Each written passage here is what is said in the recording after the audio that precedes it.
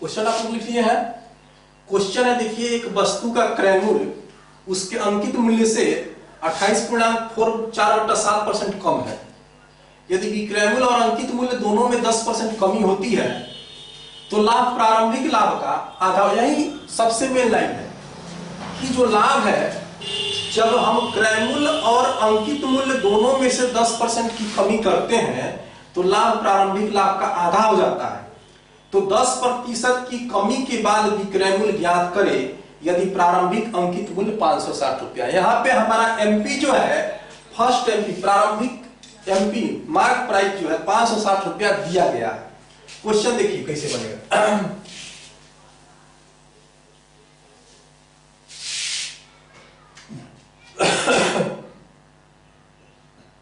Question number 7, एक वस्तु का क्रय मूल्य सीपी और एमपी, एक वस्तु का क्रय मूल्य उसके अंकित मूल्य से 28.4/7% कम है। एक वस्तु का जो क्रय मूल्य है एमपी से 28.4/7% क्या है, कम है। और अंतिम लाइन में दिया गया है कि विक्रय मूल्य प्रारंभिक अंकित मूल्य 560 रुपया है। ठीक है, सबसे पहले इस फ्रैक्शन को अगर हम तोड़ते हैं तो कितना आएगा, 8 7 56 में 6 5 7 दूना 14, 100, 8 7 56 में 6 में 5 7 दूना 14 या 5 196 और 4 200/7%। इस फ्रैक्शन को तोड़े तो हमारा मान कितना है, 200/100%, अर्थात 100 से 2 मार्क में घटेगा, कितना होगा, 2/7। इसका मतलब हुआ कि जो क्रय मूल्य है वह एमपी मार्क प्राइस से 2/7 कम है। अब सीधी सी बात समझिए कि अगर हम एमपी को 7 मानेंगे तो हमारा सीपी 7 में से 2 गया 5 हो जाएगा। अगर हम एमपी को 7 मानते हैं तो हमारा सीपी 5 होगा, 7 से 2 माइनस। अब यहाँ पे तोड़ लीजिए इसको, 7 8 56, 80 मार्क में कटा, 8 5 40, 400। इससे हमारा सीपी निकल गया। वस्तु का क्रय मूल्य 400 रुपया है, हमारा निकल गया। तो सीधी सी बात है, क्वेश्चन कह रहा है। अब यहां पे आते हैं। अब देखिए दूसरी बात, किसी भी वस्तु के प्रॉफिट या लॉस में, लाभ या हानि में उसके एमपी से कोई मतलब नहीं होता है। अगर हमारे पास क्रय मूल्य और विक्रय मूल्य अवेलेबल हो तो हमको मार्क प्राइस से कोई मतलब नहीं है प्रॉफिट या लॉस निकालने के लिए। एमपी कुछ भी हो सकता है, उससे कोई फायदा नहीं है, उससे कोई मतलब नहीं है। क्वेश्चन कह रहा है कि यहां पे हमारा क्रय मूल्य निकल गया, यदि विक्रय मूल्य और अंकित मूल्य दोनों में से 10% की कमी कर दे, हमारे पास विक्रय मूल्य अवेलेबल नहीं है, तो यहां पे हम मान लेंगे, माना विक्रय मूल्य इक्वल टू कितना माने, क्योंकि आगे क्वेश्चन में कह रहा है कि विक्रय मूल्य में 10% की कमी किया जाए। कुछ ऐसा विक्रय मूल्य माने कि 10% कमी करना आसान हो जाए, तो विक्रय मूल्य मान लेंगे हम 10x, ताकि 10 का 10% एक हो गया। अब नया विक्रय मूल्य अर्थात 10% कमी के बाद विक्रय मूल्य हमारा हो गया 9x। अब क्वेश्चन देखिए कितना इजी हो गया। पहला विक्रय मूल्य हमारा 10x था और जब हम 10% कमी कर दिए तो हमारा विक्रय मूल्य 9x हो गया।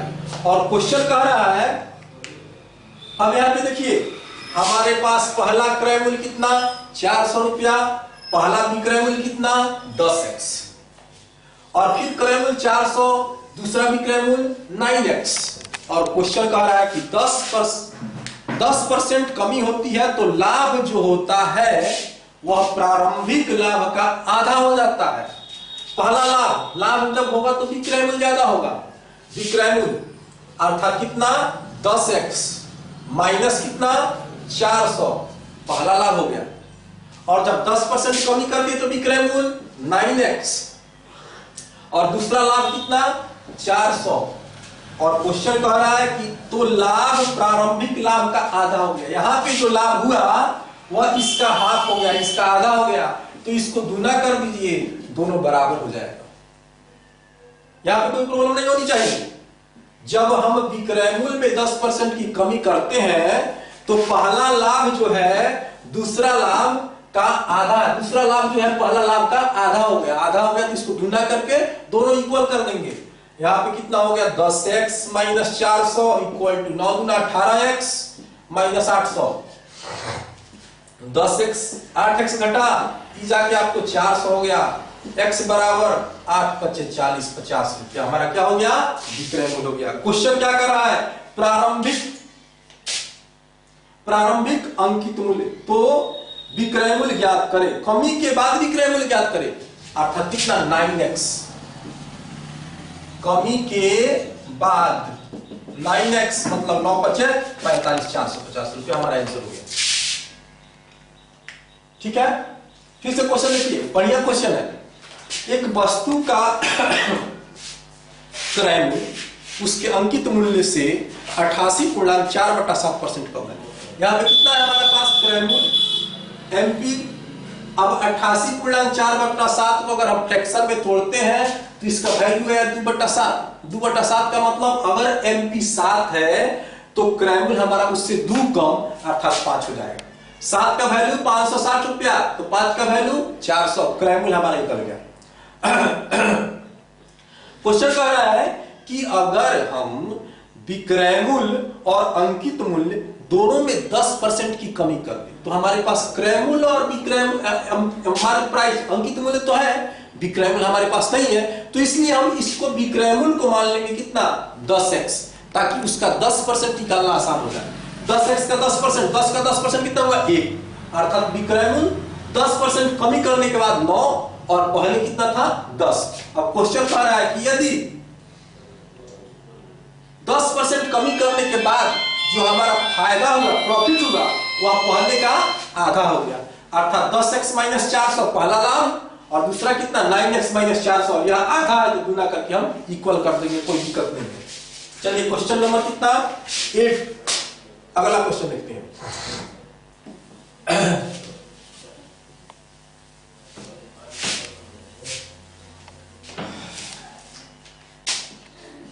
क्वेश्चन कह रहा है कि एक वस्तु पर 33.1 देखिए अभी जितना क्वेश्चन आजकल के समय में आ रहा है सभी फ्रैक्शन पे आ रहे हैं और क्वेश्चन आसान रहता है लेकिन थोड़ा सा उलझा देता है ताकि स्टूडेंट सोचने लगे, टाइम वेस्ट करें। एक वस्तु पर 33.1/3% अधिक मूल्य अंकित किया जाता है। सीपी और एमपी, पूरा प्रॉब्लम यहीं से है। वस्तु पर 33.1/3%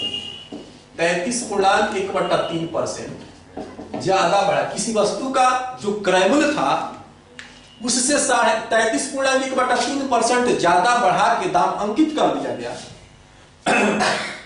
इसके पश्चात प्रत्येक वस्तु पर 15% की छूट दी जाती है, अर्थात छूट कितना दिया गया 15% का डिस्काउंट दिया गया।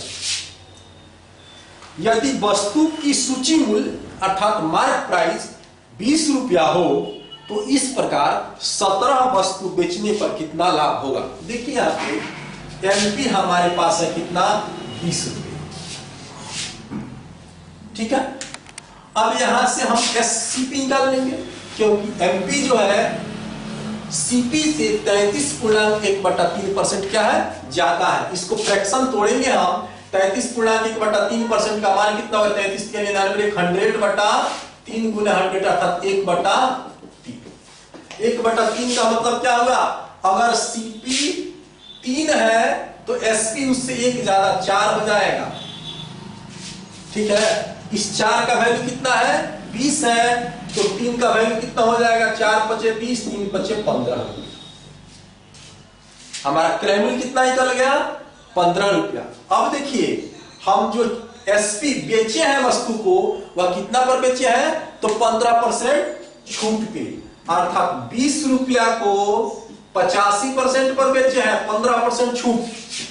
कटाइए इसको, 20 × 5 = 100, 17 × 5 = 85। वस्तु को बेचे कितना में 17 रुपया में, कोई दिक्कत नहीं, यहाँ पे सिंपल क्वेश्चन। अब देखिए क्या होता है, वस्तु को खरीदे कितना में 15 रुपया में, दाम अंकित कितना किए 20 रुपया, बेचे कितना में 17 रुपया में। सवाल कितना आसान हो गया, वस्तु को खरीदे कितना में 15 रुपया में, वस्तु पर दाम लिखे कितना 20 रुपया, बेचे कितना में 17 रुपया में। एक वस्तु पर कितना का फायदा हुआ हमको? 3 रुपया का, क्योंकि 15 रुपया में खरीदे थे, 17 रुपया में बेच दिए। अब क्वेश्चन कह रहा है कि इस प्रकार 17 को वस्तु बेची तो कितना फायदा होगा? तो 17 किया 51 रुपया हमारा फायदा।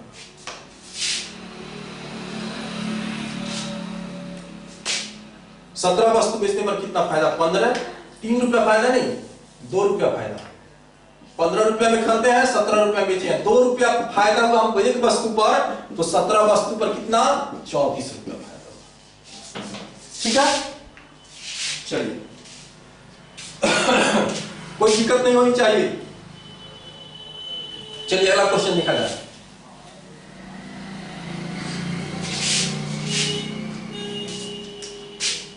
Nine number question. एक व्यक्ति कुछ वस्तुएं खरीदता है और उसमें से 60%, क्वेश्चन को थोड़ा सा ध्यान से सुनिए। एक व्यक्ति कुछ वस्तुएं खरीदता है और उसमें से 60% वस्तु खरीदी गई कुल वस्तुओं के लिए किए गए भुगतान की समान राशि पर बेच देता है। देखिए क्वेश्चन कह रहा है कि एक व्यक्ति जो है कुछ वस्तु खरीदता है और उसका 60% वस्तु, जितना वह खरीदा था उसका 60% टोटल जितना में खरीदा था उतना में बेच दिया। 60% वस्तु कितना में बेच दे रहा है? तो टोटल वस्तु जितना में खरीदा था उतना ही में बेच दे रहा है। अब यहां पे देखिए, हम मान लेंगे, माना कि उसके पास कितना वस्तु है? 100 वस्तु है, 100 को सामान, 100 कलम, 100 कलम खरीदा कितना में? 100 रुपया। देखिए अब क्वेश्चन कितना आसान हो गया। हम मान लिए 100, हम मान लिए क्या कि 100 रुपया में कोई 100 को कलम खरीदा, कई रुपया में? 100 रुपया। उसके बाद क्या किया?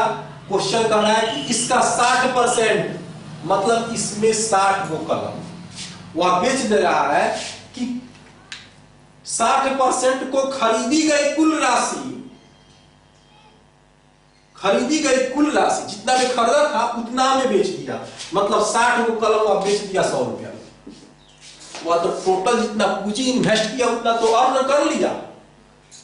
और क्वेश्चन आगे कह रहा है और शेष वस्तुओं को 10% लाभ पर बेच देता है। शेष वस्तु कितना बचा उसके पास? 40 को, क्योंकि 100 को कलम था, 60 को कलम बेच दिया था 100 रुपया में, 40 को जो कलम है वह क्या कर रहा है कि 10% लाभ पर बेच दे रहा है। अर्थात 40 का 10% कितना हुआ? 44 रुपया। 40 का 10% 4 रुपया, 44 रुपया। टोटल कितना में बेचा? 144 रुपया में। अगर इस 100 कलम को हम मिला दें तो टोटल एसपी कितना हुआ? 144। क्वेश्चन कह रहा है तो उसका कुल लाभ प्रतिशत बताइए। तो 100 रुपया में खरीदा था, 144 रुपया में बेच दिया, कितना लाभ हुआ? 44% या 44। ठीक है, कोई दिक्कत नहीं, आसान क्वेश्चन था। एक बहुत क्वेश्चन अच्छा, लास्ट क्वेश्चन 10 नंबर। आजकल क्वेश्चन या खूब पूछा जा रहा है आप लोगों से, या एग्जाम में भी ज्यादा आ रहा है। कह रहा है कि एक दुकानदार प्रत्येक 4 वस्तु खरीदने पर एक वस्तु मुफ्त में देता है। एक दुकानदार है, 4 कलम आप अगर खरीद रहे हैं तो 1 कलम उसके साथ फ्री में दे रहा है, साथ ही 10% का छूट भी देता है, और कलम जितना एमपी था, जितना लिखित मूल्य था उसमें 10% की छूट भी देता है। यदि वह 8% लाभ अर्जित करना चाहता है तो ज्ञात करे कि बाजार मूल्य प्रत्येक वस्तु के क्रय मूल्य से कितना प्रतिशत अधिक अंकित होगा। देखिए आप कलम खरीदे कितना? 4, और 1 वस्तु फ्री में दे दिया आपको, मतलब कि आप पैसा दिए 4 कलम का, लेकिन आपको मिला कितना? 5 कलम। इसलिए यहां पे सीपी 4-5 हो जाएगा, 5 हो जाएगा, क्योंकि वस्तु दुकानदार को तो 5 कलम का दाम देना पड़ा होगा, और आपको दिया 4 कलम में 5 कलम, 1 कलम फ्री दे दिया। तो यहाँ पे एसपी कॉल करना होता है, कोई खास टेढ़ा नहीं है, बहुत आसान क्वेश्चन। इसको हम देखिए कितना आसान तरीका से बना देते हैं।